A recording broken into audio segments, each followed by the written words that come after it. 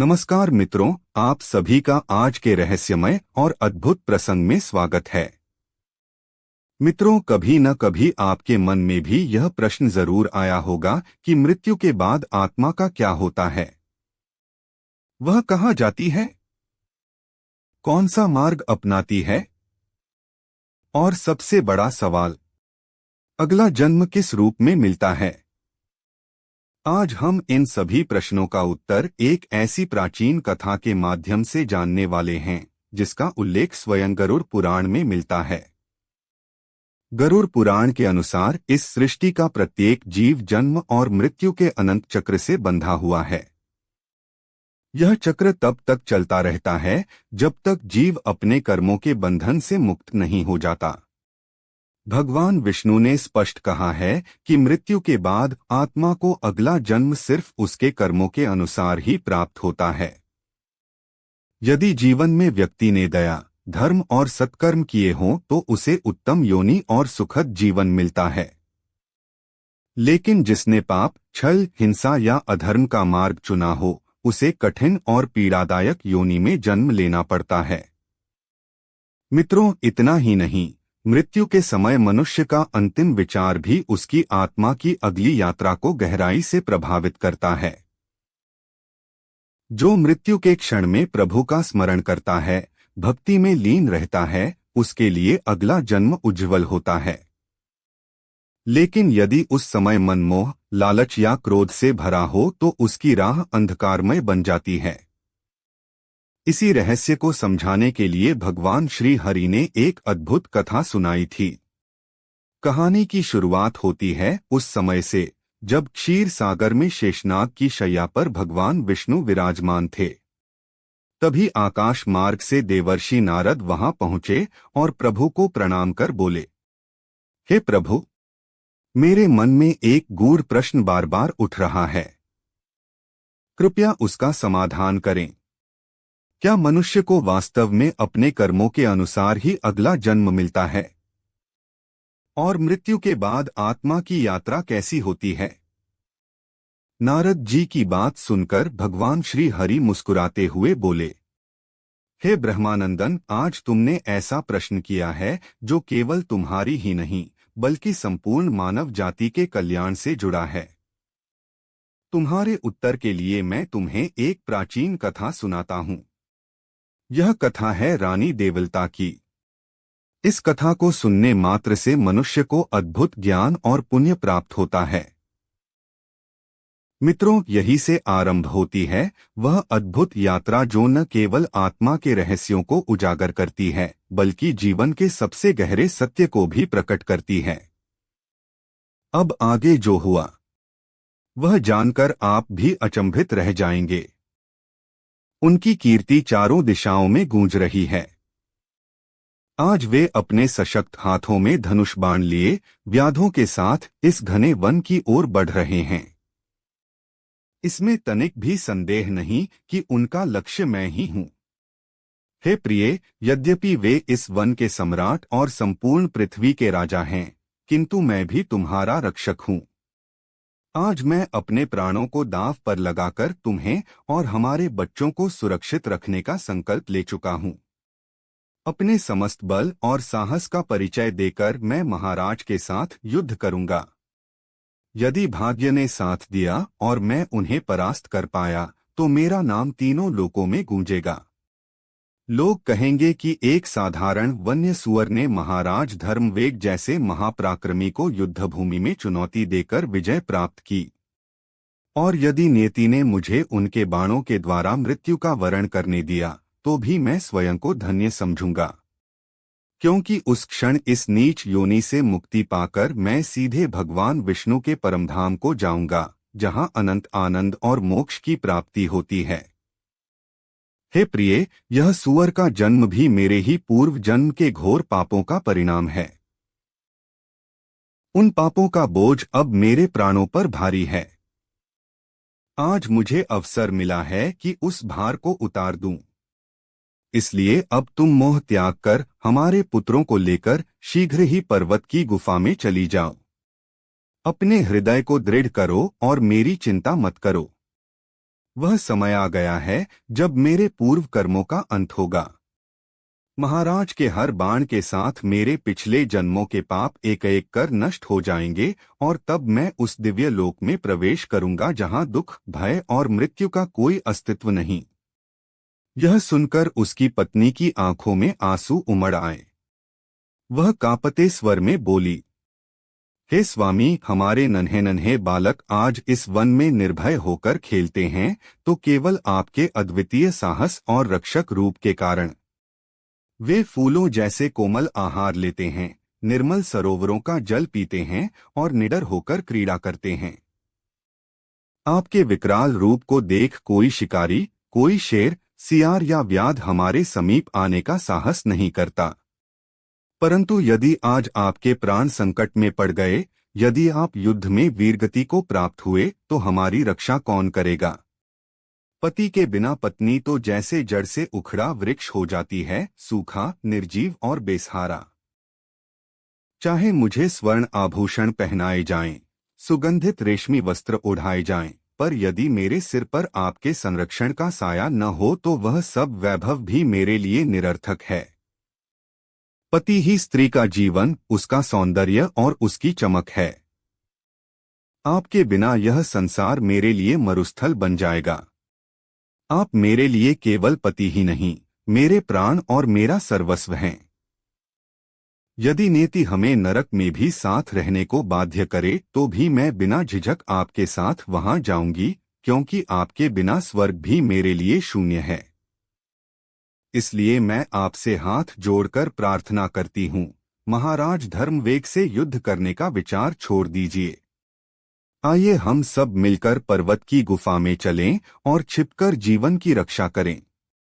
पत्नी की करुण वाणी सुनकर वह विकराल सुअर हल्की मुस्कान के साथ दृढ़ स्वर में बोला, हे प्रिय, तुम वीरों का धर्म नहीं जानती, इसीलिए ऐसा कह रही हो।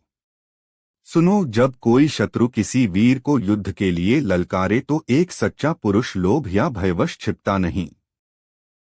ऐसा करने वाला कायर कहलाता है, और धर्मशास्त्रों में कहा गया है कि कायर पुरुष मरने के बाद असंख्य युगों तक कुंभीपाक नरक में उबलते तेल में पकाया जाता है। परंतु जो वीर पुरुष डटकर शत्रु का सामना करता है और रणभूमि में प्राणों की आहुति देकर वीरगति को प्राप्त करता है, उसे मृत्यु के बाद दिव्य लोक की प्राप्ति होती है, जहां अमर आनंद और कीर्ति उसका स्वागत करते हैं। आज महाराज धर्मवेग स्वयं युद्ध के लिए हमारे पास आए हैं। वे केवल शत्रु ही नहीं, हमारे अतिथि भी हैं। और वीर के लिए अतिथि का सम्मान सर्वोच्च होता है। अतिथि का अपमान करना साक्षात भगवान विष्णु का अनादर है। इसलिए उनके साथ युद्ध करना मेरा धर्म है, मेरा कर्तव्य है और मेरे जीवन का गर्व है। उसकी अडिग वाणी सुनकर उसकी पत्नी ने गहरी सांस ली और शांत स्वर में कहा, यदि आप महाराज से युद्ध करने का निश्चय कर ही चुके हैं तो मैं भी आपके साथ रहूंगी और आपके पराक्रम को अपनी आंखों से देखूंगी। इतना कहकर वह गुफा के भीतर गई और अपने बच्चों को बुलाकर सबसे बड़े पुत्र से बोली, पुत्र, मेरी बात ध्यान से सुनो। आज हमारे इस वन में विशेष अतिथि आए हैं। तुम्हारे पिता उनका सम्मान करने और रणभूमि में सम्मुख होने जा रहे हैं और उनके साथ मैं भी जाऊंगी। तुम अपने भाइयों को लेकर तुरंत पर्वत की गुफा में छिप जाओ और जब तक हम लौटें बाहर मत निकलना। महाराज धर्मवेग अपार बल और पराक्रम के धनी हैं। इस युद्ध में वे हम सबका संहार भी कर सकते हैं, इसलिए यह सावधानी आवश्यक है। माँ की बात सुनकर सभी बच्चों ने करुणा और दृढ़ता से उत्तर दिया, हे माँ, जो पुत्र संकट के समय अपने माता पिता को छोड़कर भाग जाता है वह महापापी होता है। ऐसा निर्दयी संतान मृत्यु के बाद घोर नरक में अनगिनत यातनाएं भोगता है। जो माता के दूध का ऋण चुकाए बिना उसे दुख में अकेला छोड़ दे, उसका भाग्य इस जन्म में ही नहीं अगले जन्मों तक पतित रहता है। इसलिए हम आपको किसी भी परिस्थिति में नहीं छोड़ेंगे। चाहे प्राण क्यों न देने पड़े, हम आपके और पिता के साथ रहकर उनका साथ देंगे। बच्चों के इन साहसपूर्ण और धर्मयुक्त वचनों को सुनकर उनकी मां की आंखें गर्व और स्नेह से भर आईं। उसके हृदय में यह संतोष जागा कि उसके संतति धर्म, कर्तव्य और प्रेम को भली भांति समझते हैं। तब वह सूअर गंभीर स्वर में बोला, मेरे वीर बच्चों, आज हम सब एक साथ युद्धभूमि में उतरेंगे और दिखा देंगे कि संकट में परिवार को छोड़ना कायरता है, जबकि उसकी रक्षा के लिए प्राण देना सच्ची वीरता है। इसके बाद वह सूअर, उसकी पत्नी और सभी बच्चे अपने अपने सामर्थ्य के अनुसार युद्ध की तैयारी करने लगे। किसी ने अपने दांत और खुर तेज किए, कोई अपने शरीर को आक्रमण के लिए सुदृढ़ करने लगा। उनके हृदय में भय का नाम तक न था, केवल अपने घर और परिवार की रक्षा का संकल्प था। युद्धभूमि की ओर बढ़ते समय वे एक दूसरे के चारों ओर सुरक्षा घेरा बनाकर चल रहे थे। छोटे बच्चे माता पिता को चारों ओर से ढाल बनकर घेरे हुए थे, मानो वे नन्हे योद्धा हों। उधर दूसरी ओर महाराज धर्मवेग अपनी विशाल और सुसज्जित सेना के साथ उस स्थान पर पहुंच चुके थे। उन्होंने सामने खड़े उन अडिग और दृढ़निश्चयी सूअरों को देखा जो तनकर उनके मार्ग में अवरोध बनकर खड़े थे। यह दृश्य देखकर राजा ने बिना विलंब किए अपने पराक्रमी योद्धाओं को आदेश दिया, आगे बढ़ो और इन सूअरों का शिकार करो। राजा का आदेश मिलते ही शूरवीर योद्धा चमचमाती तलवारें और नुकीले भाले थामे गर्जना करते हुए आगे बढ़े। उनके भारी कदमों की धमक और कवचों की खनक से पूरा वातावरण गूंज उठा। क्षणभर में दोनों पक्षों के बीच भयंकर युद्ध छिड़ गया। योद्धाओं की तलवारें बिजली की तरह चमक रही थीं, भाले हवा को चीरते हुए वार कर रहे थे और सूअरों के तेज दांत व मजबूत खुर मानो लोहे को काट देने वाले हथियार बन गए थे। एक ओर सैनिक पूरी शक्ति से प्रहार कर रहे थे, तो दूसरी ओर सूअर अपने पूरे जोश और बल से उन पर टूट पड़े। कई सैनिकों की ढालें चकनाचूर हो गईं, कुछ रणभूमि पर गिर पड़े। धूल, गर्जना और हथियारों की टकराहट से वातावरण भारी हो उठा। इस भीषण संग्राम में असंख्य सूअर धराशायी हुए, कई घायल होकर तड़पने लगे और राजा के अनेक सैनिक भी रक्तरंजित होकर धरती पर बिछ गए। चारों ओर करुण क्रंदन, युद्ध का शोर और अंतिम सांसों की कराहें गूंजने लगीं। अंततः उस भीषण युद्ध के बाद केवल वही पराक्रमी सूअर, उसकी धर्मपत्नी और उनके 5-7 छोटे छोटे शावक ही जीवित रह गए। अपने सभी बड़े पुत्रों और रिश्तेदारों को मृत देखकर सूअर की पत्नी का हृदय भय और पीड़ा से कांप उठा।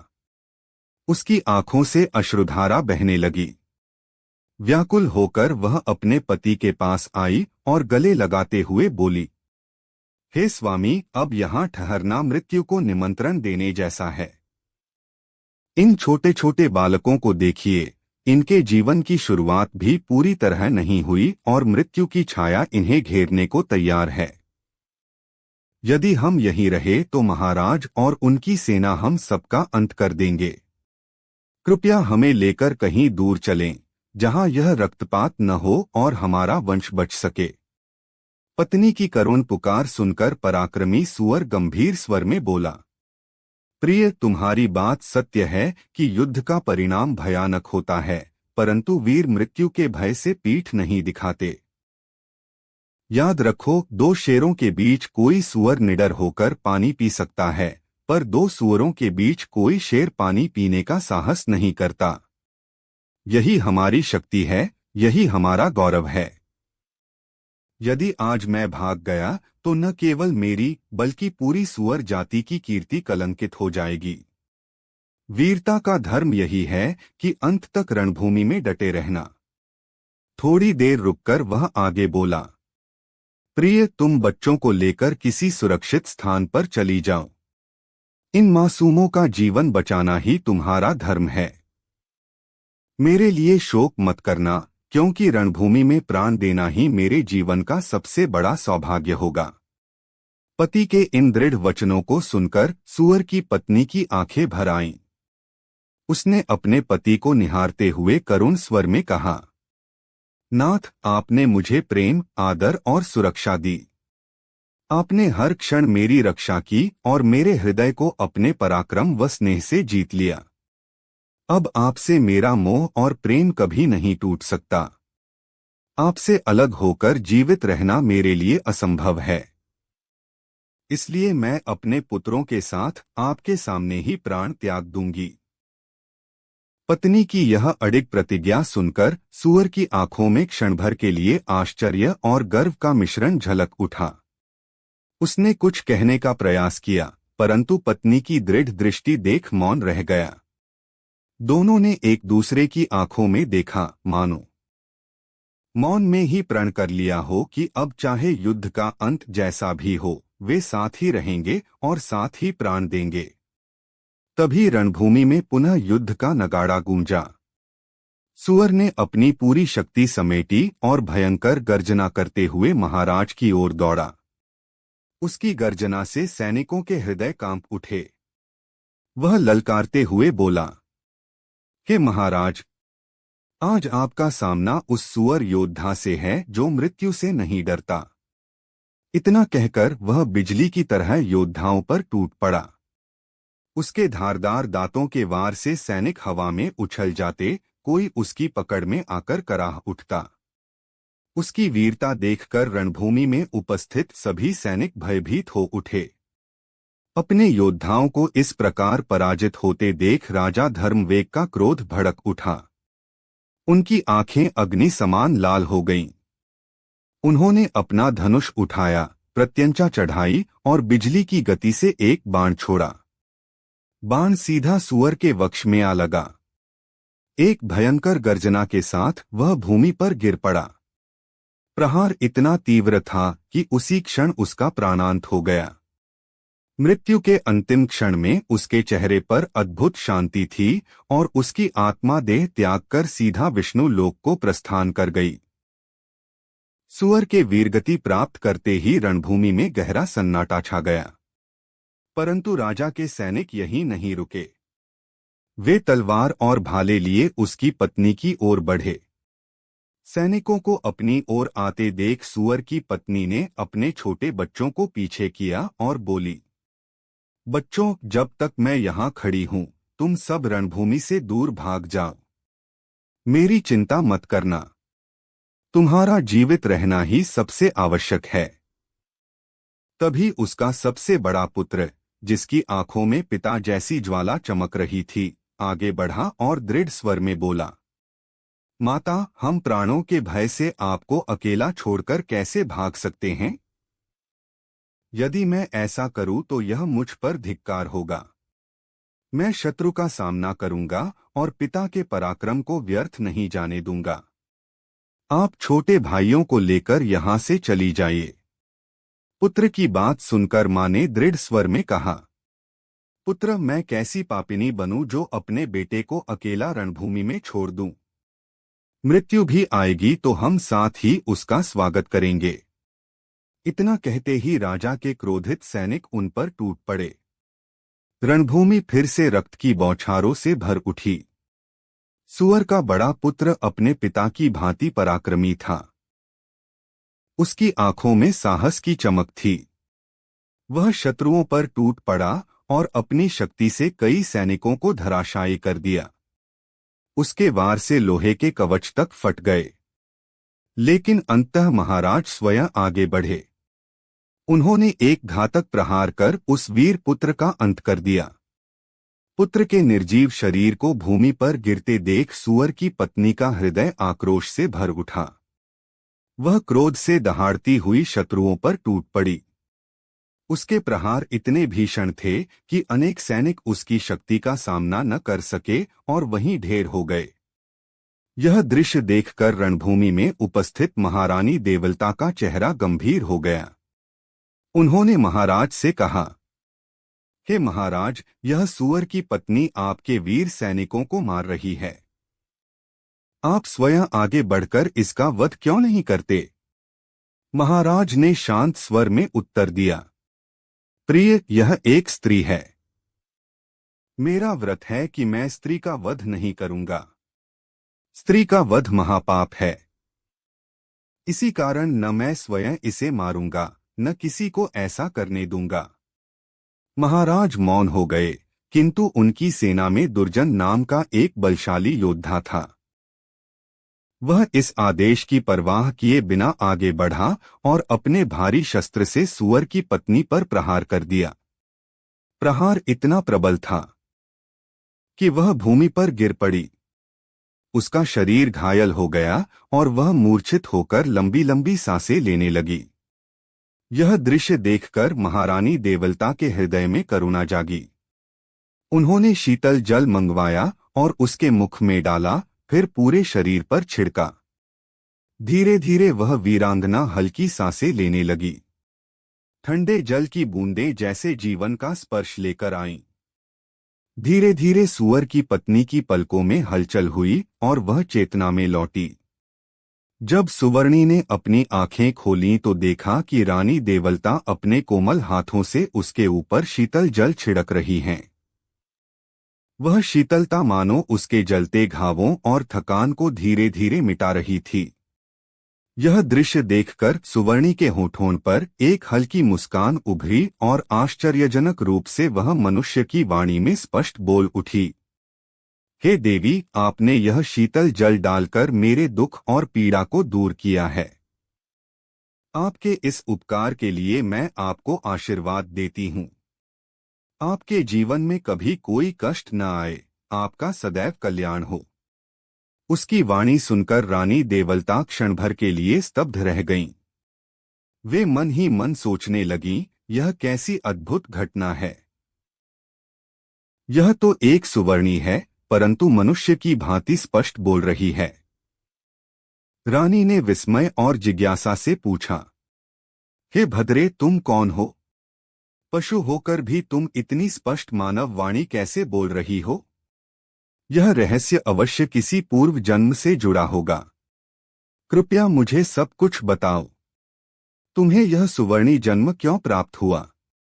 सुवर्णी ने गहरी सांस ली और धीमे स्वर में बोली, हे महारानी, मेरे पति ने अपने पिछले जन्म में गुरुजनों का अपमान किया था। उसी पाप के कारण उन्हें यह सूअर योनि मिली। पर यह दंड केवल उनका नहीं, मेरा भी था। अब मैं आपको अपना पूर्व जन्म का वृतांत सुनाती हूँ। उसने आकाश की ओर दृष्टि उठाई और कहना आरंभ किया, हे देवी, प्राचीन काल में अंग देश में श्रीपुर नाम का एक अद्भुत और समृद्ध नगर था। वहां वसुधन नामक एक प्रतिष्ठित और विद्वान ब्राह्मण रहते थे। मैं उनकी पुत्री थी, मेरा नाम सुलोचना था। उस समय नगर में मेरे सौंदर्य की तुलना कोई नहीं कर सकता था। मेरा रंग स्वर्ण के समान उज्ज्वल, नेत्र कमल की पंखुड़ियों जैसे, और मुस्कान ऐसी कि जो देखे वही मोहित हो जाए। यौवन की दहलीज पर पहुंचते ही मेरा रूप और भी निखर उठा। नगर के कोने कोने में मेरे सौंदर्य की चर्चा होने लगी। किंतु इस रूप और यौवन ने मेरे भीतर घमंड और अहंकार भर दिया। मेरी मोहक मुस्कान में अब गर्व का विष भी घुल चुका था। मेरी माता ने जब मुझे इस अवस्था में देखा तो उनके हृदय में भय उत्पन्न हुआ। समय बीतता गया और एक दिन मेरी माता ने मेरे पिता से कहा, नाथ, हमारी कन्या अब यौवन में प्रवेश कर चुकी है। इसका विवाह करना उचित होगा। किसी योग्य वर के हाथ इसका जीवन सौंप दीजिए ताकि इसका कल्याण हो। मेरी माता की बात सुनकर मेरे पिता, जो अत्यंत विद्वान ब्राह्मण थे, गंभीर स्वर में बोले, हे कल्याणी, मैं अपनी पुत्री का विवाह ऐसे पुरुष से करूंगा जो विवाह के बाद हमारे ही घर में निवास करे। सुलोचना मुझे अत्यंत प्रिय है, मैं इसे अपनी आंखों से दूर नहीं करना चाहता। कुछ समय बाद हमारे द्वार पर एक तेजस्वी युवा ब्राह्मण आए। उनका नाम देव शर्मा था। उनके मुख पर अद्भुत तेज था, वाणी मधुर और आचरण अत्यंत विनम्र। वेदों में पारंगत और मर्यादा के प्रतीक थे। मेरे पिता ने उनके ज्ञान और स्वभाव को देखकर सोचा, यही मेरी पुत्री के लिए सर्वथा योग्य वर है। और उन्होंने अपने वचन के अनुसार देव शर्मा से मेरे विवाह का प्रस्ताव रखा। देव शर्मा ने विनम्रता से प्रस्ताव स्वीकार किया और विधि विधान से हमारा विवाह संपन्न हुआ। विवाह के बाद वे हमारे घर पर ही रहने लगे, जैसा मेरे पिता ने चाहा था।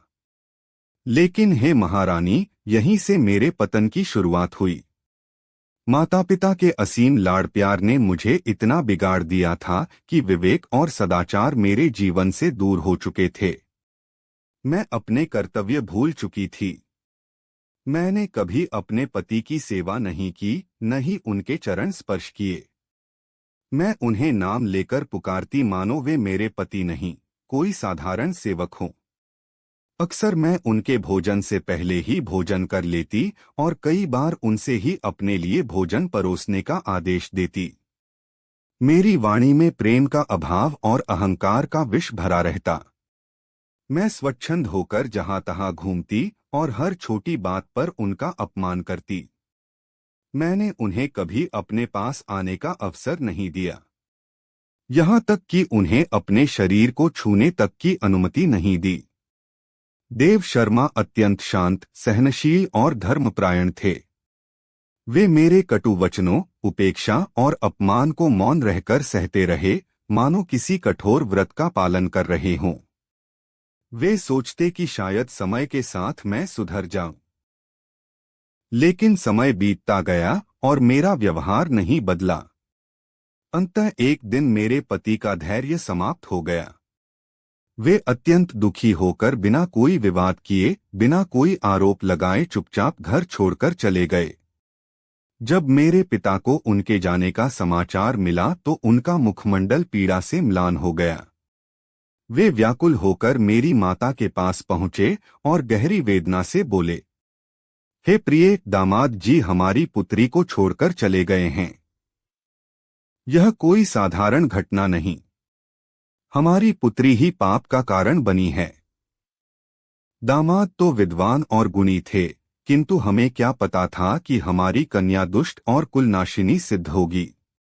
पिता की बात सुनकर मेरी माता करुणा भरे स्वर में बोली, नाथ, इसमें और किसी का दोष नहीं। यह सब आपके अत्यधिक लाड़ प्यार का परिणाम है। आपने इसे बचपन से इतना बिगाड़ दिया कि यह विवेकहीन हो गई। पिता के घर में अधिक समय तक रहने वाली कन्या प्रायः दुराचारी बन जाती है। यही कारण है कि विवाह के बाद कन्या को पति के पास भेजना ही श्रेयस्कर है। इसे अब तुम अपने से अलग करो और अपने पति के पास भेज दो, चाहे वह इसे स्वीकार करें या न करें। माता के ये कठोर किंतु सत्य वचन सुनते ही मेरे पिता का क्रोध ज्वाला सा भड़क उठा। उनकी आंखें लाल हो गईं और वे मेरे सामने आकर बोले, अरे पापिनी, कुल का नाम कलंकित करने वाली दुराचारी, तेरे कारण ही आज हमारा योग्य दामाद हमें छोड़कर चला गया। अब तेरे लिए इस घर में कोई स्थान नहीं। जहां तेरे पति हों वहां चली जा, या जिस स्थान को उचित समझे वही जा, पर अब हमारे घर का द्वार तेरे लिए सदा के लिए बंद है। मित्रों, आंखों में पश्चाताप और हृदय में पश्चाताप की अग्नि लिए आगे की कथा सुनाते हुए सुवर्णी ने रानी देवलता से कहा, हे महारानी, पिता के उन कठोर वचनों के बाद मैं अपने ही घर से निष्कासित हो गई। जिस घर में मैं राजकुमारी समान पली थी, वह अब मेरे लिए पराया हो चुका था। गांव और नगर से गुजरते हुए लोग मुझे तिरस्कार भरी दृष्टि से देखते और केवल एक ही शब्द कहते, उल्टा, पापिनी, दुराचारी। उनके ताने मेरे हृदय को चीरते जाते, पर मैंने मौन रहकर सब सहा। उस समय मेरे मन में एक ही संकल्प था, अपने पति को खोज निकालूं, चाहे वह कहीं भी हो। नगर छोड़ मैं वन की ओर निकल पड़ी। दिनरात भूखी प्यासी भटकती रही। अंततः एक दिन घने जंगल के बीच एक छोटी सी कुटिया के द्वार पर पहुंची। थकान से मेरा शरीर कांप रहा था, वस्त्र फटे और चेहरा पीला पड़ चुका था। मैंने करुण स्वर में भिक्षा मांगी। कुटिया के भीतर मंगला नामक एक स्त्री थी। उसने अपने पति से कहा, स्वामी, द्वार पर कोई दुखिया स्त्री भिक्षा मांग रही है। हे महारानी, वह पुरुष और कोई नहीं, मेरे त्यागे हुए पतिदेव देव शर्मा ही थे। मुझे देखते ही वे एक क्षण के लिए स्तब्ध रह गए और फिर शांत स्वर में अपनी पत्नी से बोले, प्रिय, यह मेरी पहली पत्नी सुलोचना है। यह कभी मुझे अत्यंत प्रिय थी। इसके साथ जो भी हुआ अब अतीत हो चुका है।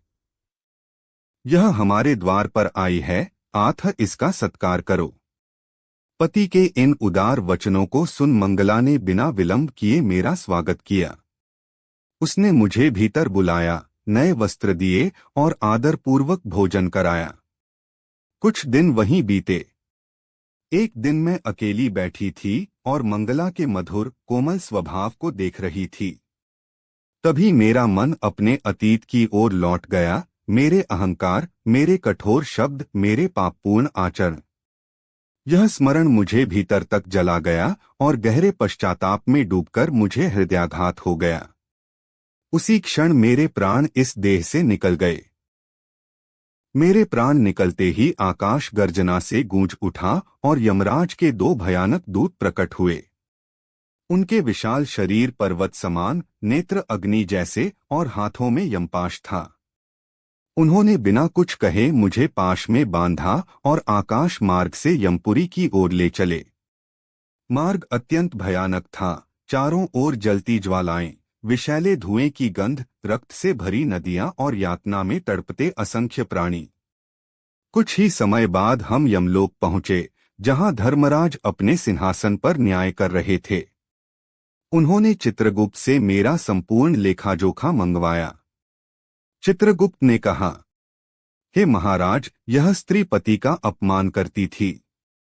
भोजन में उनसे आगे रहती, उन्हें नाम लेकर पुकारती और उनसे घर के कार्य करवाती थी।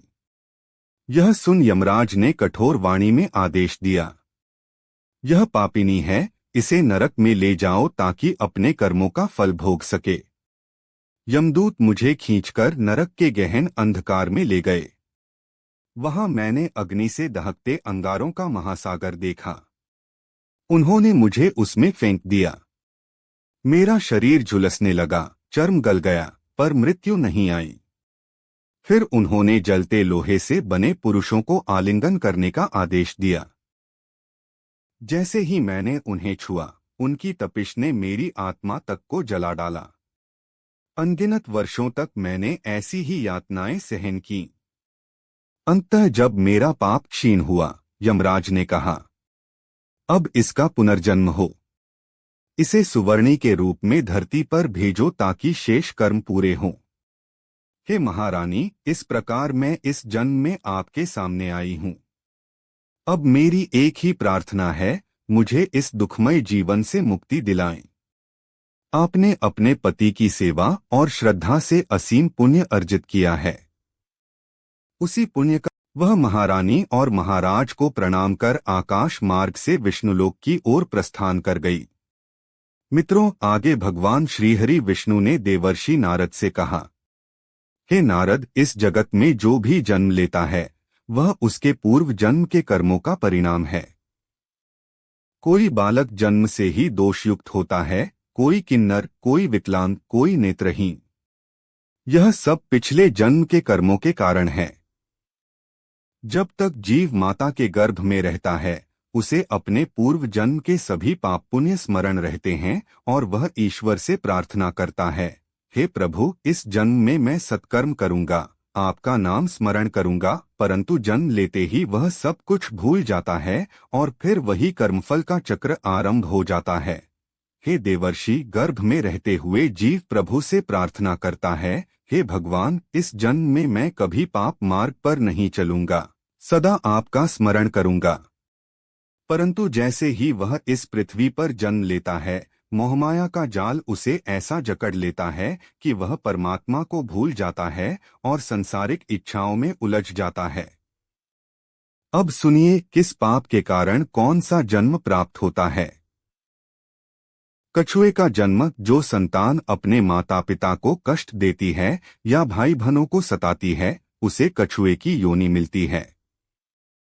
चाहे जन्म पुरुष का हो या स्त्री का, आत्मा को उसी शरीर के अनुसार कर्म करने पड़ते हैं। स्त्री जन्मक जो पुरुष स्वभाव में स्त्रियों जैसा आचरण करता है या स्त्री गुणों को अपनाकर पापपूर्ण कर्म करता है, उसे अगले जन्म में स्त्री शरीर प्राप्त होता है। बंदर का जन्मक जो अपने स्वामी या मालिक का विश्वास तोड़ता है, उसे बंदर के रूप में जन्म लेना पड़ता है। कसाई के हाथों मृत्यु जो लोग लूटपाट करते हैं, पशुओं को सताते या उनका शिकार करके जीवन यापन करते हैं, उन्हें अगले जन्म में किसी कसाई के हाथों से भयानक मृत्यु का सामना करना पड़ता है। गधे का जन्मक जो अपने सच्चे मित्र का अपमान करता है, उसे गधे की योनि में जन्म मिलता है।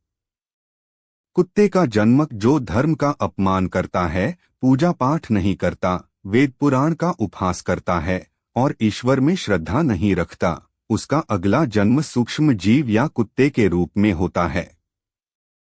हे नारद, इस सृष्टि में प्रत्येक जीव अपने कर्मों के अनुसार ही नया जन्म प्राप्त करता है।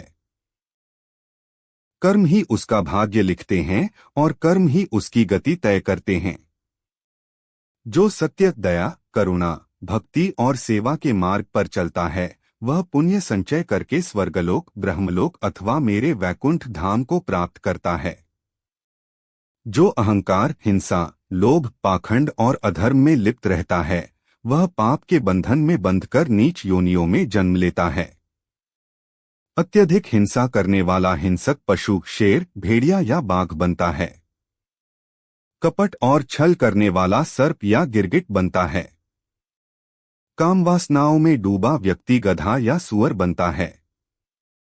जो आलसी और परजीवी है, वह कुत्ता, बिल्ली या चूहा बनता है। मूर्खता और जड़ता में डूबा व्यक्ति पेड़ पौधे का जन्म पाता है। जो अत्यधिक कंजूस और संग्रहशील है, वह सांप या बिल्ली के रूप में जन्म लेता है। हे ब्रह्मानंदन, जो जीव इस दुर्लभ मानव जन्म में रहते हुए भक्ति और सत्कर्म करता है, वह जन्म मरण के बंधन से मुक्त होकर मेरे धाम में निवास करता है। यही कर्म का अटल नियम है। अब सुनो, मृत्यु के बाद आत्मा की यात्रा कैसी होती है। जब मनुष्य के पुण्य और पापों का लेखा पूर्ण होता है, तब काल उसका आह्वान करता है। यमदूत अदृश्य रूप में उसके समीप पहुंचते हैं। मृत्यु के अंतिम क्षणों में पांचों ज्ञानेंद्रियां मंद पड़ जाती हैं। प्राण धीरे धीरे हृदय से ऊपर की ओर खींचते हैं और अंतः ब्रह्मरंध्र या अन्य किसी द्वार से बाहर निकलते हैं। यदि आत्मा पुण्यवान है तो उसके मुख पर दिव्य तेज छा जाता है। यदि पापी है तो भय और पीड़ा उसके चेहरे पर स्पष्ट दिखती है। शरीर छोड़ते ही आत्मा मन, बुद्धि और अहंकार से युक्त अपने सूक्ष्म शरीर में रहती है। जैसे सांप अपनी केंचुल छोड़ देता है, वैसे ही आत्मा स्थूल शरीर को त्याग देती है। पुण्यात्माओं के लिए सुगंधित पुष्पों की वर्षा होती है, दिव्य गंध आती है और गंधर्व उनका स्वागत करते हैं। पापात्माओं के चारों ओर अंधकार, दुर्गंध और भयावह यमदूत होते हैं। धार्मिक और सत्कर्मी मनुष्यों को विष्णुदूत स्वर्णिम मार्ग से स्वर्ग की ओर ले जाते हैं। पापियों को यमदूत पकड़कर दक्षिण दिशा में स्थित यमपुरी की ओर ले जाते हैं। यह यात्रा 12 दिन तक चलती है। इस दौरान आत्मा अपने कर्मों के अनुसार सुख या दुख अनुभव करती है। पुण्यात्मा के मार्ग में सुगंधित वायु, पुष्पों की बौछार, मधुर संगीत और प्रकाश का समुद्र होता है।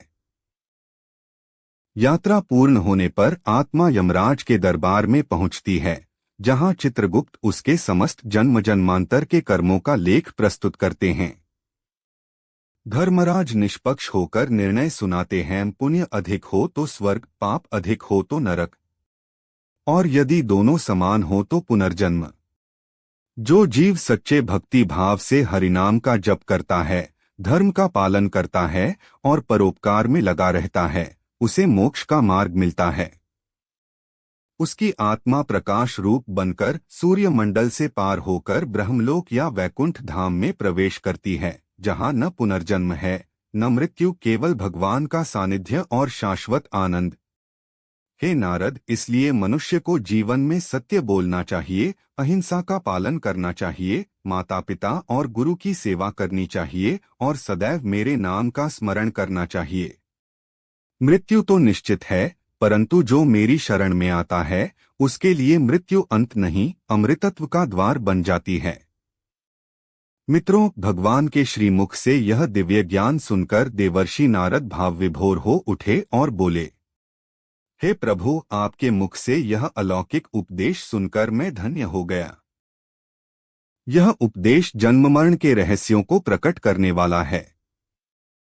अब मैं इस ज्ञान को समस्त लोकों में प्रचारित करूंगा, ताकि जीव अपने कर्म सुधारकर मोक्ष मार्ग की ओर अग्रसर हो। इतना कहकर नारद जी ने भगवान श्रीहरि को प्रणाम किया और देवलोक की ओर प्रस्थान किया। प्रिय मित्रों, इस प्रकार आज की यह अद्भुत कथा पूर्ण हुई।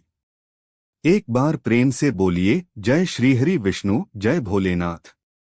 वीडियो देखने के लिए आप सभी का हृदय